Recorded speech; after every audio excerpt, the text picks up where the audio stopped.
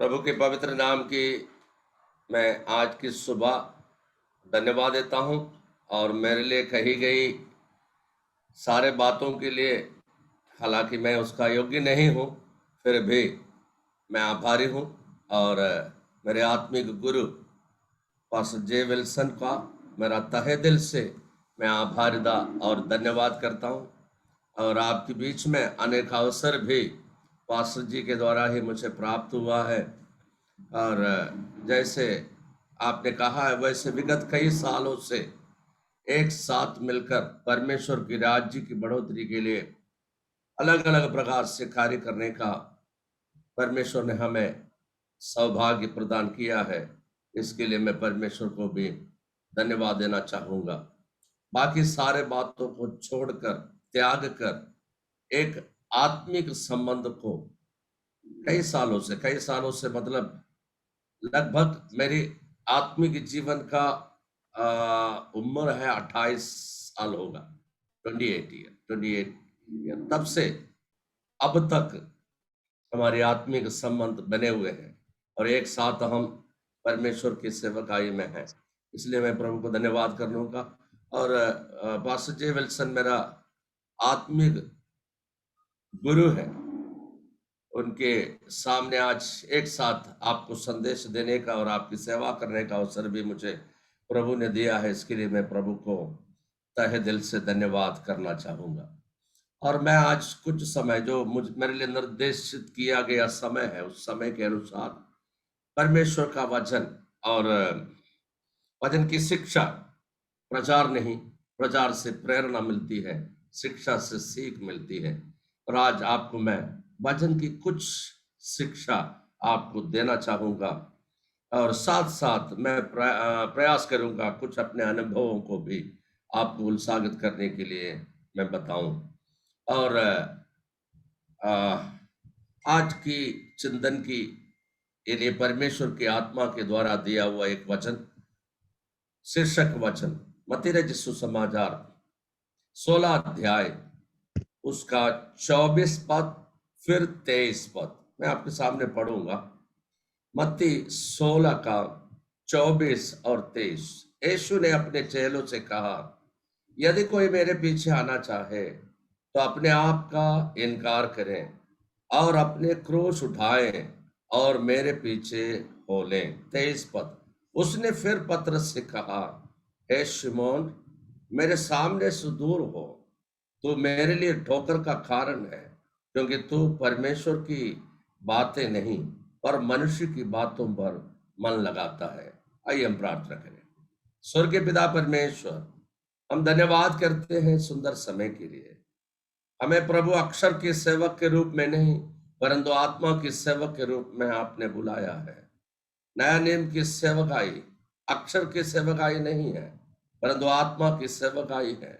इसलिए प्रभु मैं आज आपसे प्रार्थना करते हैं, प्रभु आज का वचन अक्षर के रूप में नहीं, आत्मा के सामर्थ के रूप में इनकी कान के माध्यम से इनके मन में ये वचन पहुंचे और ये ग्रहण करें और इनको समझ दीजिए, बुद्धि दीजिए, ताकि इस वचन के द्वारा 100 गुना आशीषित हो सके प्रभु, और आपकी महिमा आज अवरंबार रूप से हमारे जीवन से हो सके प्रभु। और प्रभु यीशु मसीह, जो भी बातें कही गई है वो मेरे सीखी हुई बात ना हो, मेरे समझते हुए बात ना हो, मेरा पूर्व अनुमान की बात ना हो, और सारे बातें आपकी तरफ से हम सुने और आपकी लोगों को इसको दे प्रभु। सहायता कर पवित्र आत्मा। प्रार्थना सुनने के लिए धन्यवाद। प्रभु यीशु मसीह नासरी के नाम से मांगते हैं, मिलकर बोले आमीन। हालेलुया। जोरदार ताली बजाकर प्रभु को महिमा करें। अगर हो सकेगा तो मैं आपसे आग्रह करूंगा, सभी लोग माइक को बंद रखें और अपने वीडियो को चालू रखें। माइक को बंद रखें और अपने वीडियो को अगर हो सकेगा तो चालू रखें, मैं आपको देख सकें, आप मुझे देख सकें आमने सामने। और मैं धन्यवाद करना चाहूंगा, कोरोना संक्रमित रोग ने हमारे लिए एक ऐसा प्लेटफॉर्म तैयार किया जो जूम मीटिंग के द्वारा, तो हम कहीं भी बैठे हुए भी एक साथ हम संगति कर सकते हैं। तो आइए हम इस वचन की ओर आपकी ध्यान को केंद्रित करना चाहूंगा। मत्ती रचित सुसमाचार 16 अध्याय उसका 24 पद में इस प्रकार लिखा है, यीशु ने चेलों से कहा, यदि कोई मेरे पीछे आना चाहे तो अपने आप का इनकार करे और अपना क्रूस उठाए और मेरे पीछे हो ले। यीशु मसीह विश्वासी उससे बात नहीं कर रहा है। अब मेरे सामने भी विश्वासी नहीं बैठा है, यीशु मसीह का शिष्य अर्थात सेवक बैठे हैं। मैं इस बात को जानते हुए आज की शिक्षा को मैं सिर्फ आपके लिए केंद्रित करता हूं और मेरा फोकस यीशु मसीह की चेले है। और यहां प्रभु यीशु मसीह कहता है, यीशु ने अपने चेलों से कहा, चेलों से चेला बनने की बात कहता है। क्या है इसका तलपर, क्या है इसका अर्थ? चेले को फिर से चेला बनाने की बातें कहने की क्या जरूरत है, क्योंकि वो तो पहले से ही चेला है। और यीशु ने अपने चेलों से कहा, यदि कोई मेरे पीछे आना चाहे तो अपने आप को इनकार करें और अपने क्रूस उठाए और मेरे पीछे हो ले। Hallelujah, hallelujah. यीशु मसीह की चेले, सारे चेले भौतिक लाभ के लिए यीशु के पीछे हो लिए थे और आत्मिक बातों का ज्ञान कम, भौतिक बातों का ज्ञान ज्यादा था, सांसारिक बातों का ज्ञान ज्यादा था। भौतिक वस्तुओं की इच्छा उनके अंदर आत्मिक बातों की इच्छा से बढ़कर थे। तो इसलिए यीशु मसीह ने भौतिक चेलों को, जो भौतिक विचार के आधार पर आगे बढ़ते थे, उन्हें एक आत्मिक शिष्य बनाने के लिए यह शिक्षा दी गई है। तो उसका उदाहरण हम 16 की 23 पद में देखते हैं। वहां यीशु मसीह अपने मृत्यु के बारे में कहते हैं, यीशु मसीह अपने दफनाए जाने के बारे में कहते हैं, यीशु मसीह अपने स्वर्गारोहण के बारे में कहते हैं, पर आने वाले भविष्य के बारे में जो घटना होने वाला था उसको सुनकर जब यीशु मसीह ने साफ साफ कुछ बातों को चेलों के सामने रखा, तब पतरस ने उस बात को जैसा यीशु ने कहा वैसे उसको स्वीकार नहीं कर पाया या ग्रहण नहीं कर पाया या समझ नहीं पाया, उल्टा उसको जवाब देने लगे।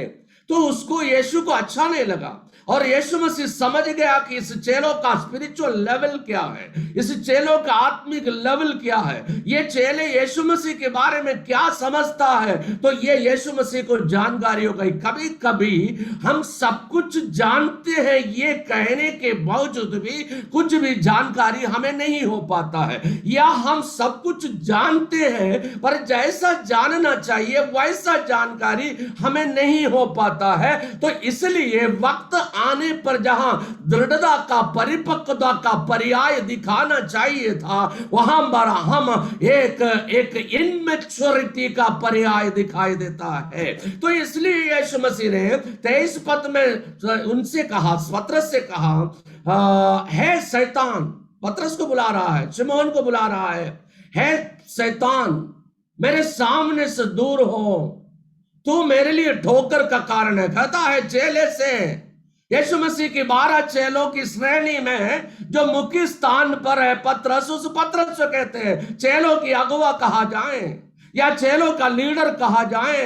फ्यूचर में यीशु ने कलीसिया स्थापना की बात जिससे कही है वही है। फ्यूचर में जिसने यीशु का पहचान, आत्मिक प्रकाशन पाया है, वही शिमोन पतरस से कहता है कि तू अब मेरे लिए ठोकर के कारण है। अब शैतान का कार्य तू मुझसे मेरे द्वारा मेरे में कर रहा है, और शैतान जो बात कहना चाहिए था वो बातें तेरे मुंह से होकर के कह रहा है शैतान, तू मेरे सामने से दूर हो, तो मेरे लिए ठोकर का कारण है, क्योंकि तू परमेश्वर की बातें नहीं पर मनुष्य की बातों पर मन लगाता है। विचार करें भाई बहन, हम में से सब लोग प्रभु यीशु मसीह में आया है, यीशु मसीह के पीछे चल रहे हैं, प्रभु यीशु मसीह की सेवकाई में हम लगे हुए हैं। सुबह जब से आप उठते हो शाम तक का आपकी मन में जितने बातें उड़ते हैं, उन बातों में कितने बात होंगे आत्मिक और कितने बात होंगे भौतिक। मैं आपसे स्पष्ट रूप से कहूंगा, मैं ग्रास रूट लेवल से लेकर ऊंचे पद तक जानता हूं कि सेवकाई के बारे में प्रभु ने मुझे अनुभव से सिखाया। मैं इस बात से स्पष्ट हूं, 75% लोग जैसे जैसे जैसे समय बीते आता है, सांसारिक बातें ज्यादा और आत्मिक बातें कम दिखने को लगता है। वो हमारी बातों से झलकने लगता है, हमारी एक्शन से झलकने लगता है। इसलिए यीशु मसीह चेलों को फिर से आत्मिक चेला बनाने की शिक्षा देता है। यीशु ने सांसारिक लाभ के लिए भोजन, धन, सम्मान, सुख, उम्मीद में यीशु के पीछे चलने वाले चेलों को यह बताया है कि आत्मिक चेला बनने की जरूरत है।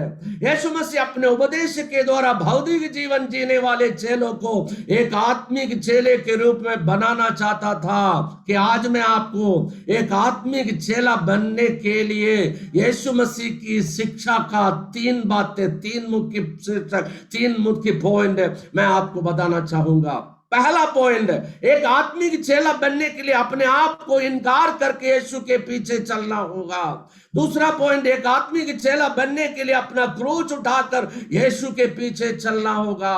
तीसरा पॉइंट, एक आत्मिक चेला बनने के लिए अपने प्रियों को अप्रिय जानकर यीशु के पीछे चलना होगा।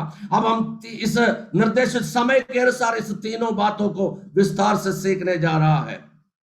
पहली बात है, अपने आप को इनकार करके यीशु के पीछे चलना होगा। इसका अर्थ क्या है?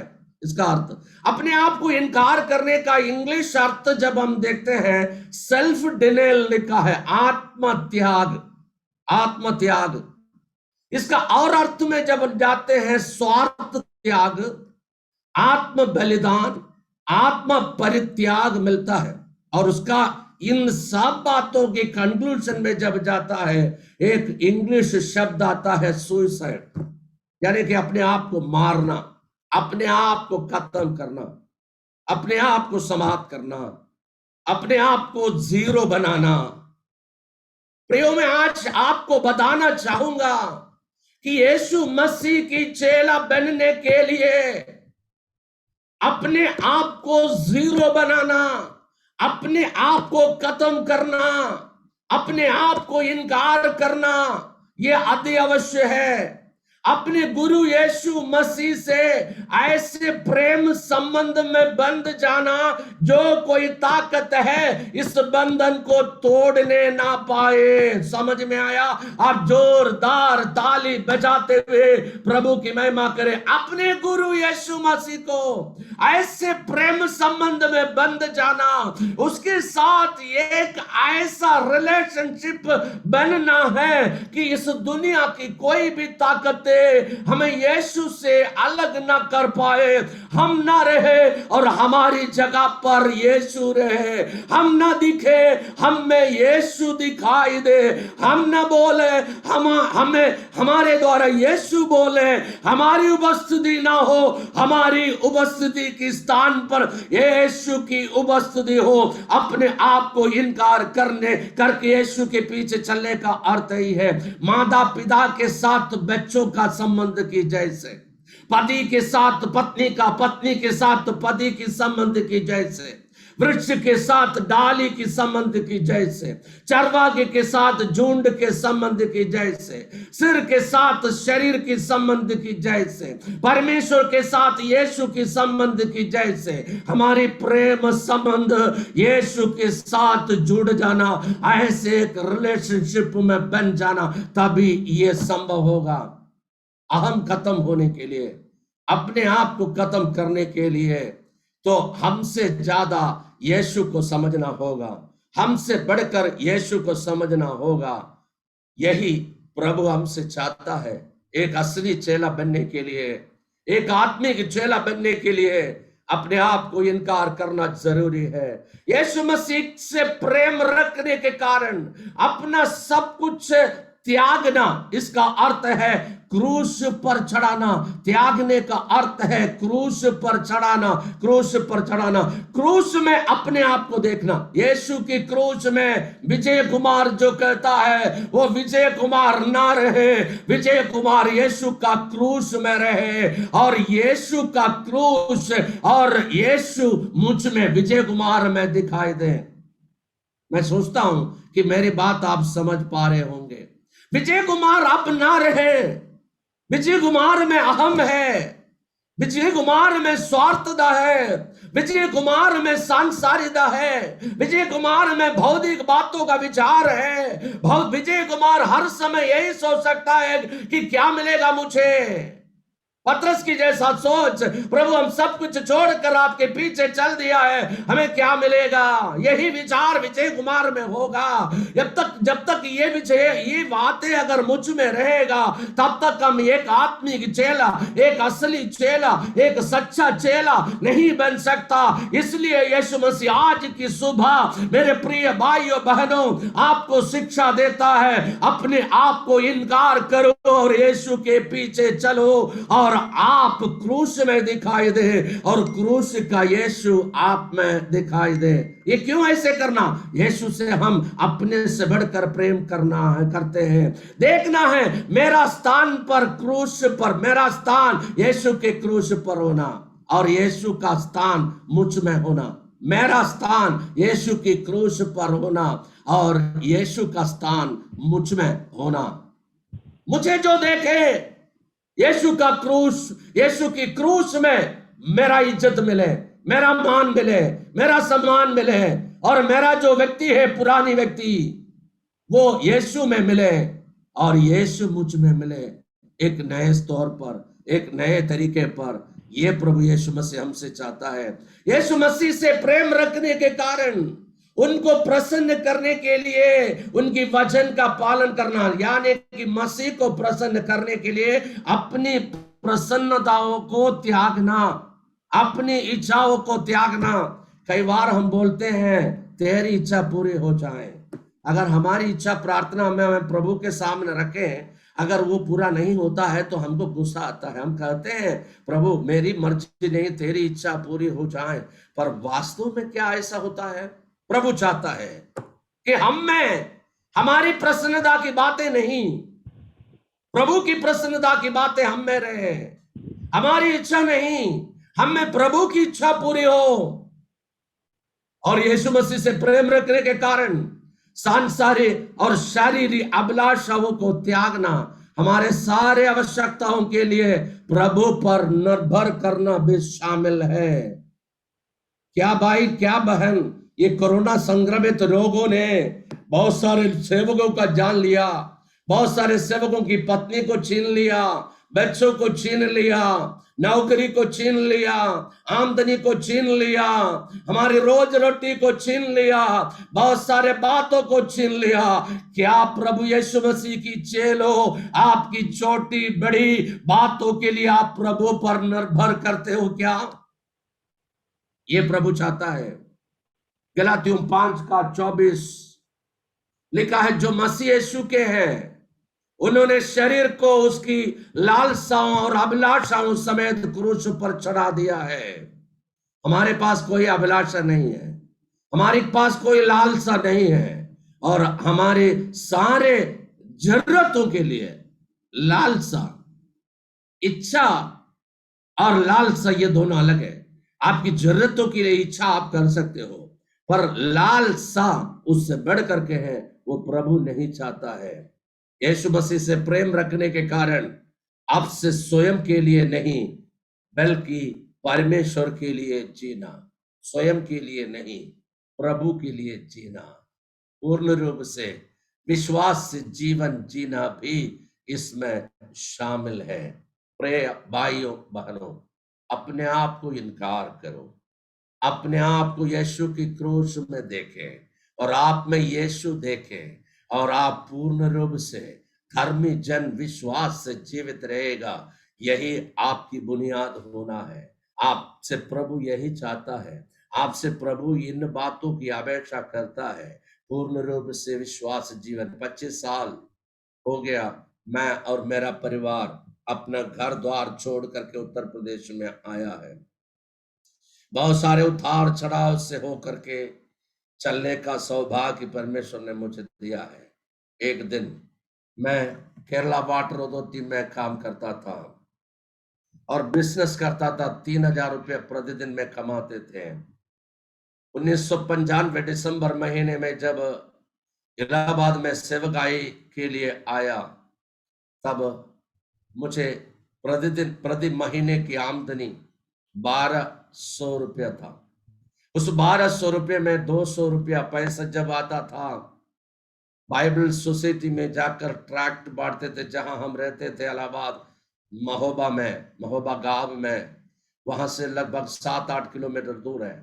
बाइबल सोसाइटी में जाकर उस 200 रुपये के लिए, हालांकि 1200 रुपये की दशवांशी 120 रुपये ही आता है, मैं उससे ज्यादा प्रभु को मैं और मेरा परिवार देते थे। मैं ये नहीं देखता था कि कम आता है ज्यादा आता है। जिसने मुझे सिखाया प्रभु का वचन, वो सिखाया है कि प्रभु की सा प्रभु को देना चाहिए। हम सबसे पहले, मैं और मेरा पत्नी मिलकर इस 1200 रुपये के लिए प्रार्थना करता था, 200 रुपये अलग करता था और उसको अलग करके बाइबल सोसाइटी में जाकर वहां से पैदल ट्रैक्ट खरीदता था और खरीद करके पैदल बांटते बांटते जब घर तक आते 200 रुपये में काफी ज्यादा मिलता था। उसको बांट के खत्म करके घर में आता था, बहुत संतुष्टि था। उसके बाद 1000 रुपया बचता था। उस 1000 रुपया में खाना पीना, वस्त्र, दवा, ये सब कुछ होना था। बड़ी मुश्किल था, किसी को पता नहीं चलता था, सपोर्ट करने वाले संस्था को नहीं पता चलता था और हमें प्रेम करने वाले लोगों को भी नहीं दिखता था। खाया है नहीं खाया है, मेरे चेहरा देखकर उस समय भी किसी को पता नहीं चलता था, आज भी पता नहीं चलता है। मेरे जेब में पैसा है या नहीं, मेरे चेहरा देखने से समझ में नहीं आता था, क्योंकि उद्धार का आनंद चेहरे से चमकना चाहिए, वो हर समय दिखाई देता था। तो एक दिन ऐसा हुआ, घर में खाने पीने की सामान खत्म हो गई। मेरा परिवार में एक पत्नी है और 2 बच्चे हैं, छोटे छोटे बच्चे हैं, और भोजन के लिए बहुत मुश्किल था और 15 दिन के लिए पैसा कम होता था। और उसके बाद मैं ये अनुभव इसलिए आपको बता रहा हूं कि परमेश्वर पर आप विश्वास रखो, आपकी घुटने की बैल को वो कबूल करेगा, आपकी आंसू को कबूल करेगा, मनुष्य पर नहीं। और प्रभु कहता है, अपने आप को इनकार करने का एक अर्थ है पूर्ण रूप से आप प्रभु पर निर्भर करना प्रारंभ करें, विश्वास जीवन जीना प्रारंभ करें। प्रभु किसी का कर्जदार नहीं है। आज जो आप जीरो बनने के लिए तैयार होता है, हर मामले में मेरा परमेश्वर आपको जीरो, आपको आज अगर आप जीरो बनने के लिए तैयार होता है, आपको हीरो बनाने के लिए तैयार है, ये बताने के लिए है। तो उसके बाद एक दिन ऐसा हुआ, कृपया आप अपने माइक को चालू ना करें, माइक आप बंद ही रखिए। तो इलाहाबाद में, ये इलाहाबाद की घटना बता रहे, बहुत पहले की बातें हैं। एक दिन ऐसा हुआ, घर में भोजन कम था, हाँ, खिचड़ी या सूखा रोटी खाते खाते थोड़ा मन में तकलीफ हुआ, बैठकर सोचने लगा। बच्चे भी मेरे चेहरे में देख रहे हैं, मैं भी बच्चे के चेहरे में देख रहे हैं। एक अच्छा भोजन मिला होता, सोचने का मतलब ये था, थोड़ा सा मीठ अगर मिला होता, थोड़ा अच्छा भोजन मिला होता तो कितना अच्छा होते। तो मांगा नहीं है। मैं आज से, उस समय से लेकर आज तक अपने लिए ना भोजन मांगता है, अपने लिए ना वस्त्र मांगता है, अपने लिए ना कोई और चीज मांगता है, ना लोगों से मांगता है, ना परमेश्वर से मांगता है। क्यों? आप मुझसे पूछेंगे क्यों? क्योंकि मत्ती यीशु समाचार 6 का 33 मेरा आधार है। पहले तुम परमेश्वर का राज और उसके धर्म की खोज कर, सब वस्तु तुम्हारे लिए मिल जाएगा। ये मैं 100% विश्वास करता हूं, ये मेरा जीवन का अनुभव भी है। इसलिए उस दिन भी मैं मांगा नहीं, पर मन में सोचा। जब मैंने मन में सोचा, वो मेरे पिताजी ने उसको सुन लिया। कौन सा पिता? मेरा संसारी पिता यहां नहीं था, मेरे संसारी माता यहां नहीं था, मेरा संसारी भाई बहन भी यहां नहीं था, किसी से कहा भी नहीं, यहां तक कि पत्नी से भी नहीं कहा, पर मैं अपने मन से सोचा। उस दिन शाम को एक घटना हुआ है। हमारे पड़ोस में एक मुसलमान आंटी रहती है, हमारे मकान मालिक की बेटी। उनके घर में अच्छा भोजन बना, मतलब बकरी की मीट बना और बढ़िया अलग अलग खीर बना, अलग अलग प्रकार की। उन्होंने शाम को 7:30 बजे के बीच में, पहली बार, उससे पहले हमारे हालात तो उसको कुछ नहीं पता, ना उससे हम कुछ बोलते हैं, तो एक बड़ा टिफिन बॉक्स लेकर के आया हमारे दरवाजे पर। वो हमको देने लगे। मैंने पूछा, आंटी क्या हुआ ये? उन्होंने मुझसे कहा, जब हम ऐसा खाना बन रहे थे, मेरा बेटी घर पर आई है, तो विशेष खाना बन रहे, तो मेरा मन में आया कि आप लोगों को भी आज खाना हमारे तरफ से खाना हो। मेरे आंख भर गया धन्यवाद के साथ। मेरे मन में जो बातें मैंने सोचा, वो मेरी पिता ने सुना, जाना, और एक दूसरे गैर मसीह व्यक्ति से बताई, एक महिला को बताई, उनके मन में ये विचार डाला, और परमेश्वर ने जैसा हम सोचे उससे बढ़कर बढ़िया भोजन हमको खिलाया है। अगर कोई पूछे कि आज भी परमेश्वर ऐसा करेगा, मैं निश्चित रूप से ये विश्वास करता हूं कि 100% हमारा परमेश्वर, अगर आप ऐसा सिचुएशन में हैं, अगर आपको विश्वास में है, तो करेगा। पर मेरा कहने का मतलब ये नहीं है कि आप काम करने का समय भी छोड़ करके प्रार्थना में बैठे रहो। एलिया की कौवा लाकर आपको दे देगा। एलिया की कौवा के ही द्वारा आपकी भोजन होना है। वो सिचुएशन अगर परमेश्वर को मालूम हो जाए, आज भी एलिया की कौवा आपके लिए इंतजार करता है। अगर विश्वास है तो ताली बजाकर आप प्रभु की महिमा करें। Hallelujah, hallelujah, hallelujah, hallelujah. यहोवा यीरे आज भी है, उपाय करने वाला परमेश्वर आज भी है। मेरे सुनने वाले सेवक भाइयों बहन, इस कोरोना की मार की वजह से आप आर्थिक तंगी में होकर जा रहे हो, आपके बच्चों की जरूरत है, अगर आप पूरा नहीं कर पा रहे हो, अपने आप को आप इनकार करो, भौतिक बातों की सोच को त्याग दो,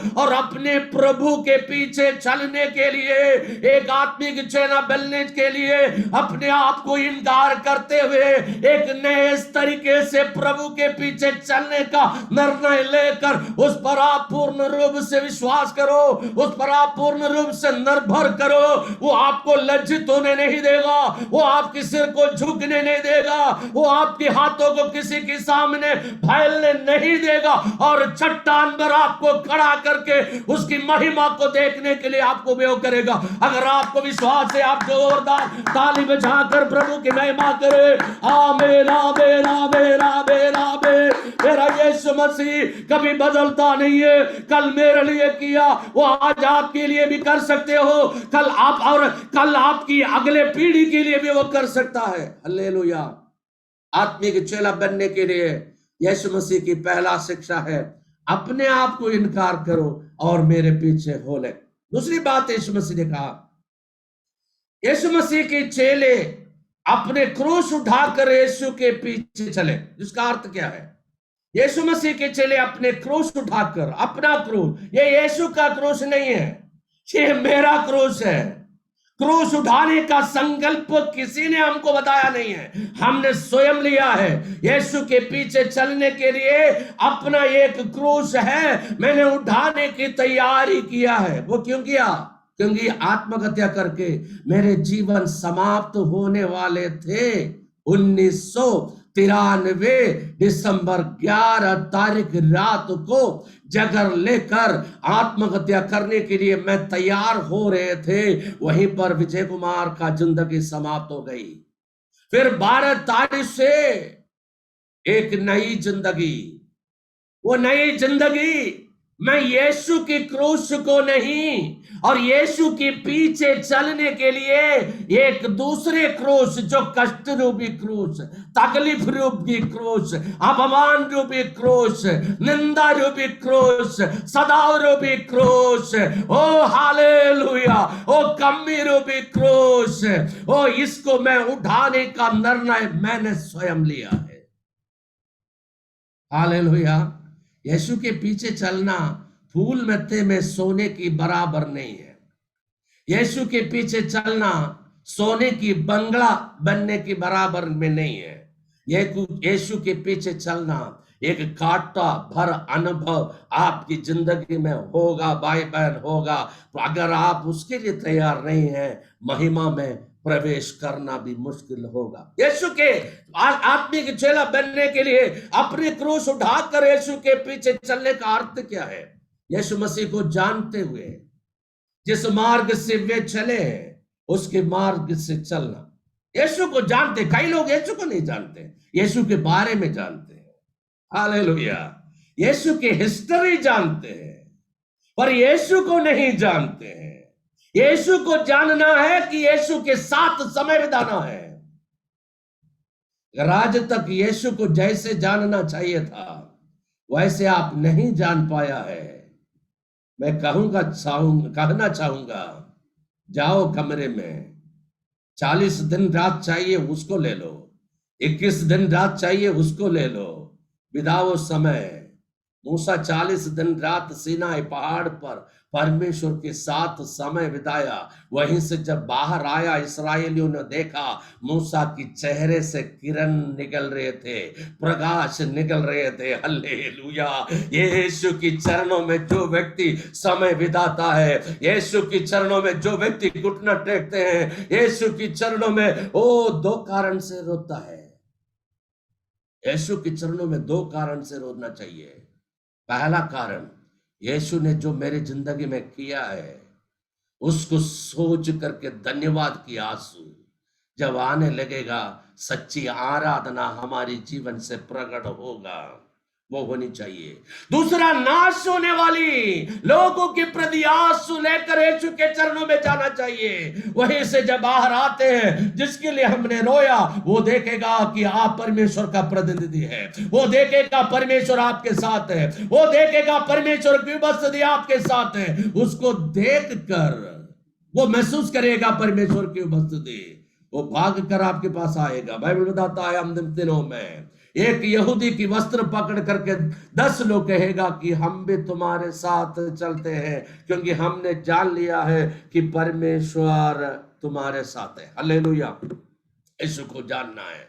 जानते हुए यीशु मसीह जिस मार्ग से होकर चला, उस मार्ग से, किस मार्ग से हमको चलना है, शिष्य का जीवन कैसे होना है, उसको जानने के लिए यीशु मसीह की 33.5 काल की जीवन, 30 वर्ष तक की मौन काल जीवन, 3.5 वर्ष की सेवकाई की जीवन, 2 प्रकार, आधा समय से ज्यादा शिष्यों के साथ शिक्षा और बाकी समयों में भीड़ के साथ प्रचार से भीड़ों को प्रेरणा मिली यीशु के पास आने के लिए, शिक्षा मिली शिष्यों को यीशु में बने रहने के लिए और यीशु के पीछे चलने के लिए। अगर वो हादसा हमारे जीवन में भी हो जाए, हम कभी भी यीशु के पीछे चलना बंद नहीं करोगे। मैं इन दिनों में एक घटना उत्तर प्रदेश में सिद्धार्थ नगर जिले में हुआ है। एक पति पत्नी और 5 वर्ष की बच्चे, वो विजयवाड़ा, आंध्र प्रदेश की विजयवाड़ा जिला से विगत कई साल पहले सिद्धार्थ नगर में आकर परमेश्वर की सेवकाई करते थे। बस संतुष्ट परिवार थे, अच्छा परिवार थे। पिछले 4-5 दिन पहले कोरोना संक्रमित बीमारी से फतेहपुर जिले में, फतेहपुर ब्रॉडबेल मिशन हॉस्पिटल में पॉल राज, उस सेवक बाई का मौत हो गई। उसकी लाश को लेकर जब अंतिम संस्कार के लिए ले जा रहे थे, उसकी पत्नी ने एक वीडियो दिया, वीडियो नहीं, उसका एक धन्यवाद करना उस हॉस्पिटल वालों को। उसके बाद उन्होंने कहा कि मैं जानता हूं कि कोरोना के द्वारा मेरा पति तो मरा है, पर मेरा पति इस समय परमेश्वर की राज्य में है। और आप सोचते होंगे, लोगों ने कहा आप सोचते होंगे कि अब हम विजयवाड़ा लौट के जाएंगे। उन्होंने कहा मैं पति की लाश के सामने यही निर्णय प्रभु को सामने रखते हुए लेता हूं, मैं उत्तर प्रदेश कभी भी नहीं छोड़ेगा। मैं और अपने बच्चे के साथ उत्तर प्रदेश में परमेश्वर की सेवकाई को करेंगे। हालेलुया। मेरे प्रिय भाई बहनों, सुख के लिए सिर्फ यीशु के पीछे ना चले। यहां पर यीशु मसीह आज हमें एक आत्मिक चेला बनने की शिक्षा देता है। अपने क्रूस उठाओ। एक क्रूस का अनुभव आपकी जीवन में नहीं है, आपका सेवकाई में कई कुछ गड़बड़ी होगा। और ये जानकारी आपको होना चाहिए कि यीशु के बारे में जानते हुए, यीशु को जानते हुए जिस मार्ग से वो चले हैं, उस मार्ग से आपको भी चलना है। इस संसार में होने वाली नुकसान को समझते हुए जिस मार्ग से यीशु चले हैं उस मार्ग से चलना है। आनंद जीवन में मिलने वाले लाभ को समझते हुए एक समझदार व्यक्ति के समान यीशु के पीछे चलना है। यीशु मसीह के कारण एक त्यागपूर्ण जीवन जीने का मार्ग स्वयं चुन लेना है। यीशु मसीह के कारण एक विशाल मार्ग को चुनने की विकल्प को छोड़कर इस सकरा मार्ग को, इस सदाव की मार्ग को, इस निंदा की मार्ग को, इस अपमान की मार्ग को, इस मृत्यु की मार्ग को, इस जोखिम भरा मार्ग को स्वयं चुनना। क्या भाई, क्या बहन, क्या प्रभु के सेवक, क्या प्रभु की सेविकाएं, आपने इस मार्ग को चुना है? अगर नहीं चुना है, प्रभु यीशु मसीह आपको एक आत्मिक चेले के रूप में बदलने के लिए आपसे चाहता है कि आप अपना क्रूस उठाकर यीशु के पीछे चले। यह जरूरी है, यह अवश्य है, यह प्रभु आपसे हमेशा करता है, तो आपको करना चाहिए। यीशु मसीह के लिए सताव और कष्ट सहने का मार्ग स्वयं चुनना, यीशु मसीह के लिए मृत्यु सहने का मार्ग स्वयं चुनना। मैं अपने उत्तर प्रदेश की सेवकाई में कई बार मार खाया है। एक बार 1999 जनवरी 22 तारीख को सुसमाचार के विरोधियों ने इलाहाबाद में हम 4 लोगों को बहुत बुरी तरीके से मारा, हाथ पांव बांध करके मारा। मरा हुआ समझकर झाड़ी में फेंक दिए, वहां से रिक्शे वाले उठा करके हॉस्पिटल में पहुंचाया। 7 दिन के अंतर्गत में 2 बातें हुआ। एक तो मैं जीवन और मौत के बीच में जूझ रहे थे,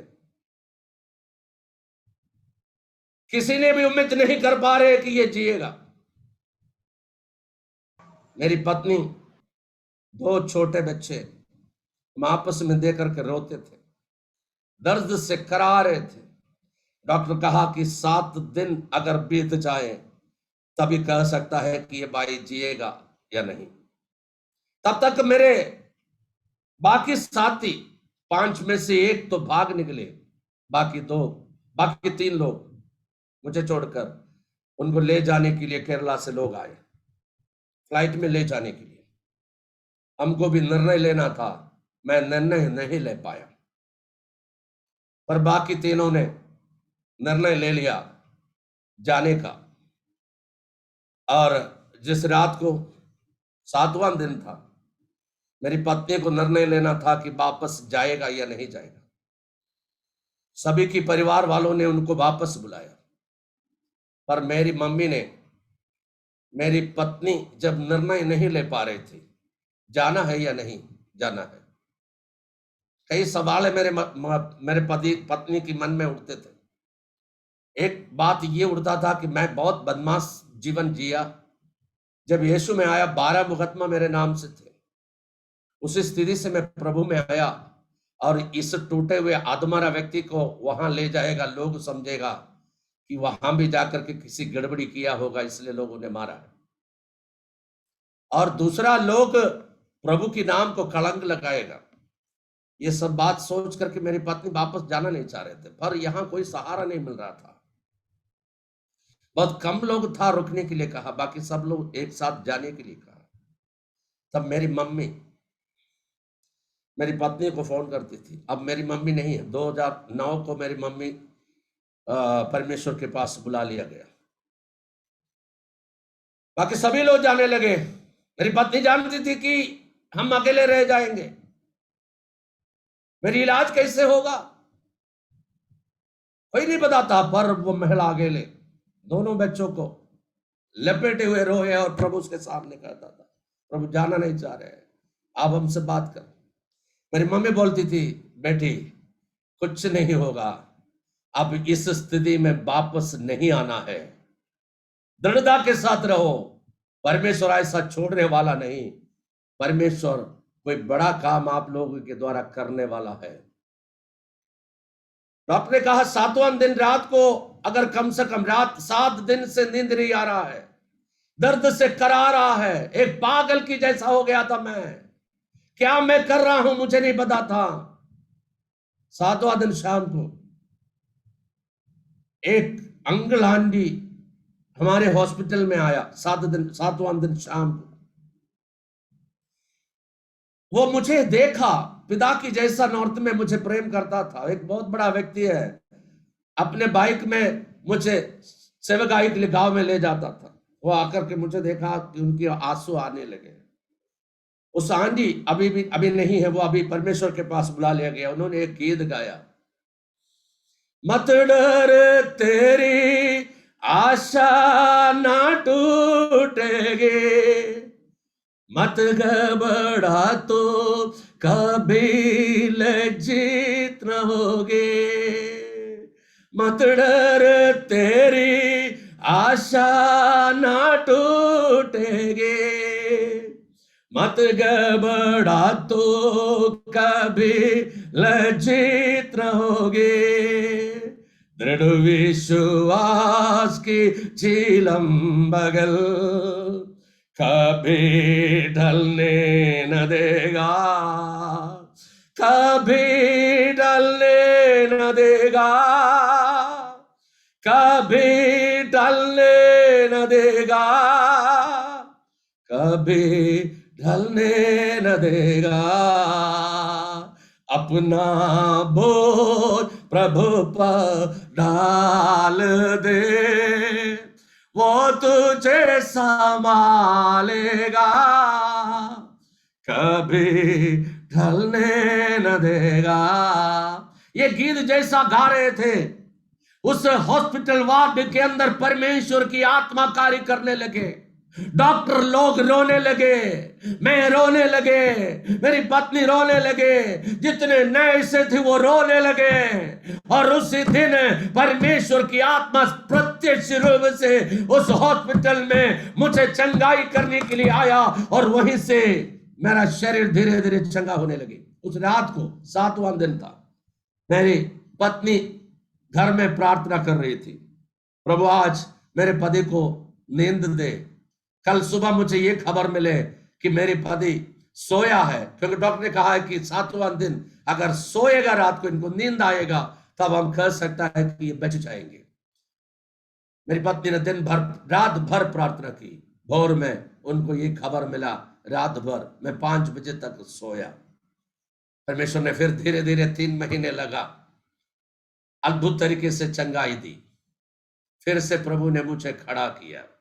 फिर से जब खड़ा किया, एक सेवकाई में अनोखा मोड़ और अद्भुत तरीके से, और उस समय मैं मार नहीं खाया होता, उस घटनाओं से होकर मैं गुजर नहीं होता, और उस क्रूस उठाने के लिए यदि मैं तैयार नहीं हुआ होता।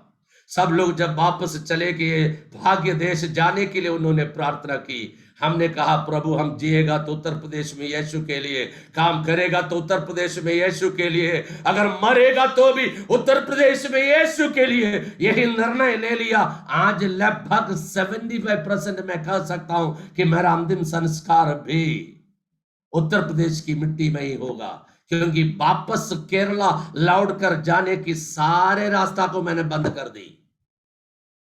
परमेश्वर का धन्यवाद हो। मेरे प्रिय भाई बहन, क्रूस कितना बड़ा होगा, सुख भी उतना बड़ा होगा।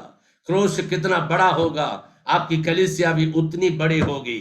क्रूस कितना बड़ा होगा, उतने ज्यादा लोगों के लिए आशीष का कारण बनेगा। इसलिए क्रूस दे करके डरना नहीं, क्रूस दे करके भागना नहीं, क्रूस दे करके पीछे नहीं हटना। और कौन परमेश्वर का सेवक है जो बाइबल में क्रूस के अनुभव से होकर के नहीं गया है, और आज जो इस धरती पर उपयोग कर रहा है, उनमें से कौन ऐसा सेवक है जो क्रूस का अनुभव से होकर के नहीं गया है।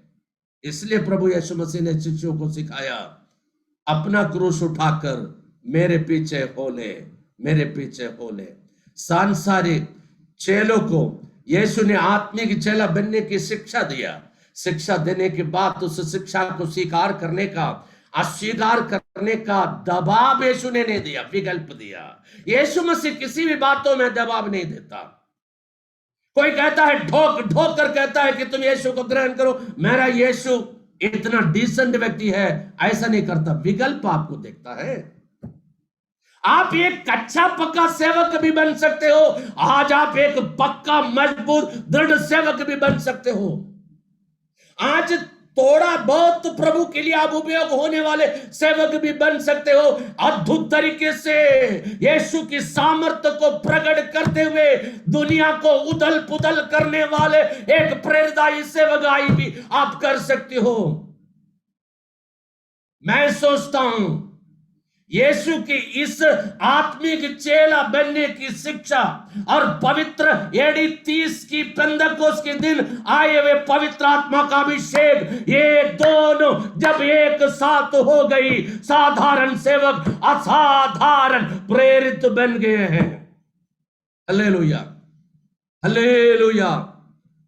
एक बात और मैं बता करके संदेश को विराम करना चाहूंगा। विकल्प आपके सामने है, विकल्प आपके सामने है। हमें इन दोनों में से एक चुनना होगा। सांसारिक लाभ के लिए यीशु के पीछे चलने वाला एक चेले भी बनकर आप रह सकते हो, यानी कि जीने खाने के लिए प्रभु की सेवकाई, सांसारिक लाभ को परवाह ना करते हुए, मिलेगा तो खाएंगे, नहीं मिलेगा तो नहीं खाएंगे। मैंने आपको उस भोजन की कमी के बारे में तो बताया ना, पर आज आज आज कम से कम 800 से ज्यादा लोग प्रत्यक्ष अप्रत्यक्ष रूप से हमारे द्वारा भोजन मिलता है। परमेश्वर का धन्यवाद हो। एक और अनुभव में बताऊं भैया, आज की विजयबाई को देखेगा तो कल की पृष्ठभूमि याद नहीं आएगा। मेरे पास एक पैंट था, एक पैंट। ये आपको इसलिए बता रहे हैं, आपको उत्साहित करने के लिए। उस पैंट को पहन करके मुझे केरला जाना था। वहां ट्रिवेंड्रम में जैसे उतरेगा, उस दिन शाम को मुझे वेल्लरडा एक जगह पर एक कन्वेंशन के लिए जाना था, बहुत पहले की बात। स्लीपर कोच में यात्रा करके गया, नागपुर पहुंचने वाला था। तब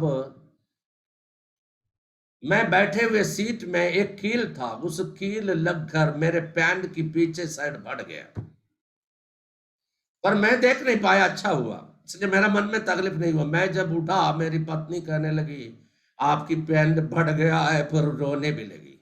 कहने लगा कि अब एक तो देखने में खराब लग रहा है, क्या करोगे, दूसरा तो है ही नहीं। अब दूसरी बात आपको त्रिवेंद्रम में जाकर नया पैंट खरीदने के लिए पैसा भी नहीं है, अब कन्वेंशन में कैसे जाएंगे। मैं दान नहीं लेता था उस समय भी, जो दान मिलता था उसको लेकर वहां दान देता था। मैंने पत्नी को सांत्वना देने की प्रयास की, पर बेचारा त्रिवेंद्रम तक रोया। मेरी मम्मी और मेरा छोटा भाई मुझे लेने के लिए तंबानू रेलवे स्टेशन में आया। जब आए हुए मेरी पत्नी मेरी मम्मी को गले मिल करके रो करके कहा कि इनकी पैंट फट गया है। मुझे तो एक तरफ से शर्म आ रहा था, सांत्वना करने की प्रयास की। मम्मी ने कहा कोई बात नहीं, हम सिलवा करके पहनाएंगे। मुझे पता था कि उपाय परमेश्वर करेगा। उस दिन कन्वेंशन में गया, उस पैंट को सील करके। मैं दान नहीं लेता, ये कन्वेंशन के लिए जिसने मुझे बुलाया उनको पता था, इसलिए उन्होंने कन्वेंशन से रात को जब लौटने लगा, उन्होंने कहा है एक शब्द, प्रभु ने मुझसे कहा है कि आपको कुछ गिफ्ट देने के लिए। तो यही बोल करके एक पैंट और एक शर्ट उन्होंने मुझे दिया, और मेरा जरूरत भी था, तो इसलिए पहले उसको ले लिया। लेकर के घर पर जब आकर के देखा, एक नया पैंट और नया शर्ट। परमेश्वर का धन्यवाद हो, उस दिन से लेकर आज तक मेरे अलमारे में कितना कपड़ा है मुझे नहीं पता,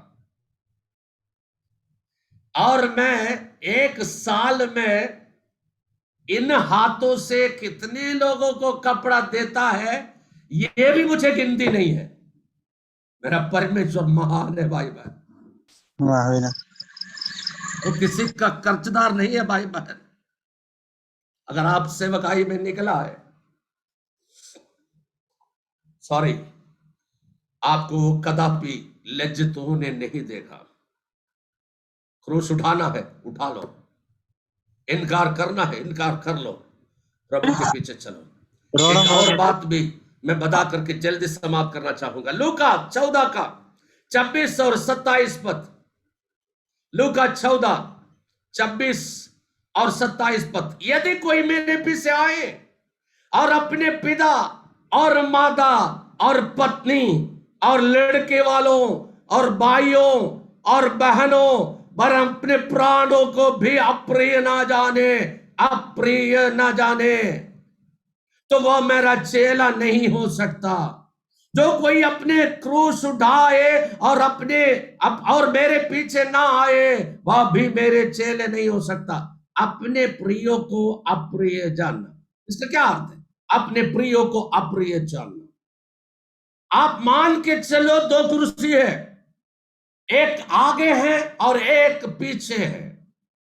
ये सामने वाला कुर्सी में किसको बैठाया है?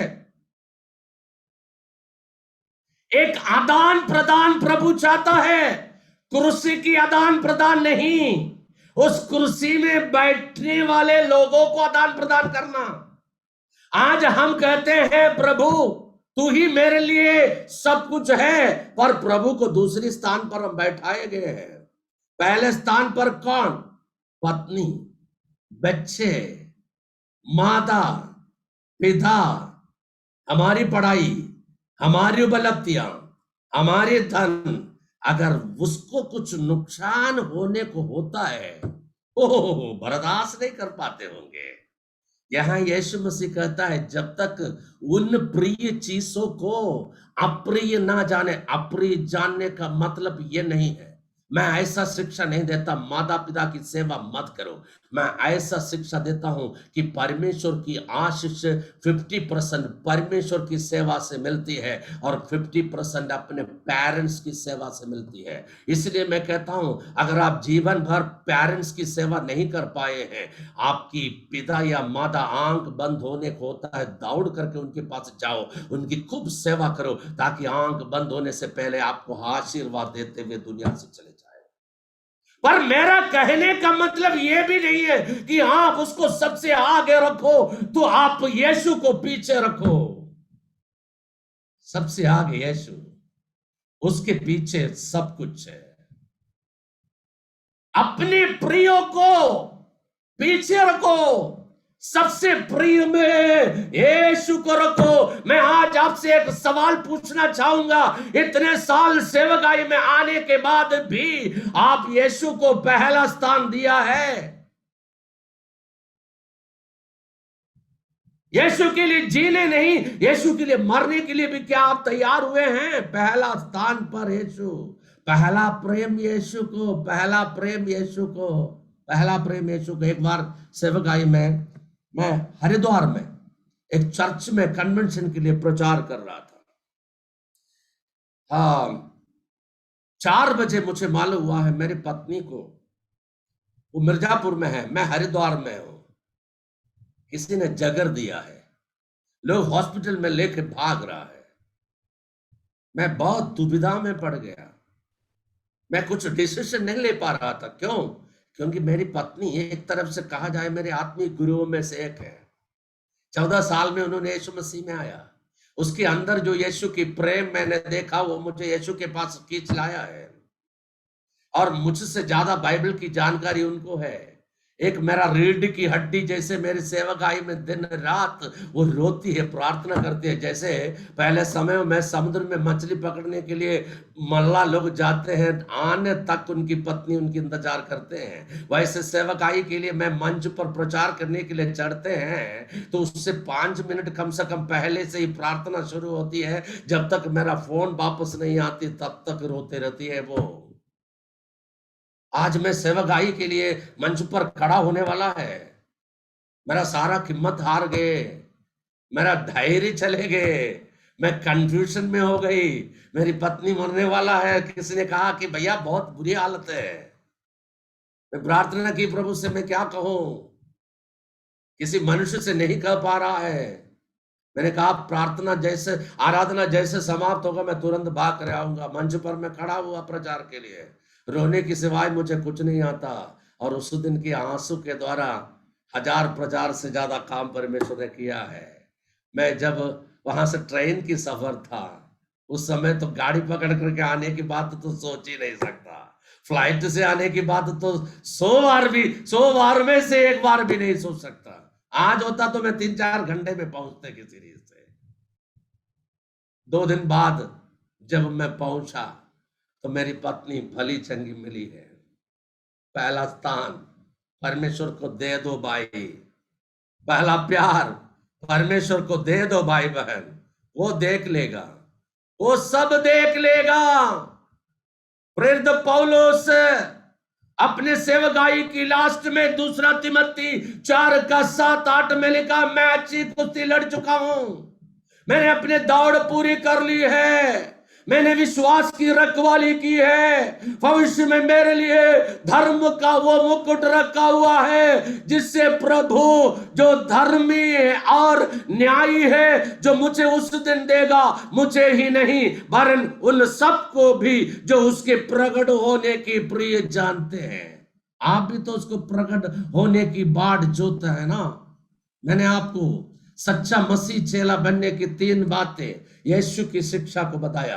पहले अपने आप को इनकार करो, दूसरा अपना क्रूस उठाकर यीशु के पीछे चले, तीसरा अपने प्रियो को अप्रिय जानते हुए यीशु के पीछे चलना है। अपने आंखों को बंद करें, हालेलुया, अपने आंखों को बंद करें, हम प्रार्थना में चलेंगे। कुछ निर्णय तो लेना है भाई बहन। आप सोच करके देखो, सुबह उठने के बाद अब तक कितने आपके मन में बातें उड़ी है, उनमें से कितने आत्मिक बात उड़ी है, कितने भौतिक बात उड़ी है। ज्यादा हमारे दिमाग के अंदर भौतिक बात जूझता है, ज्यादा हम भौतिक बातों को सोचता है, ज्यादा हम भौतिक बातें करते हैं। पर प्रभु आपको एक आत्मिक चेले के रूप में निर्माण करना चाहते हैं, जिसके लिए वो कहता है अपने आप को इनकार करो, अपने आप को यीशु की क्रूस में देखो और यीशु को आप में देखो।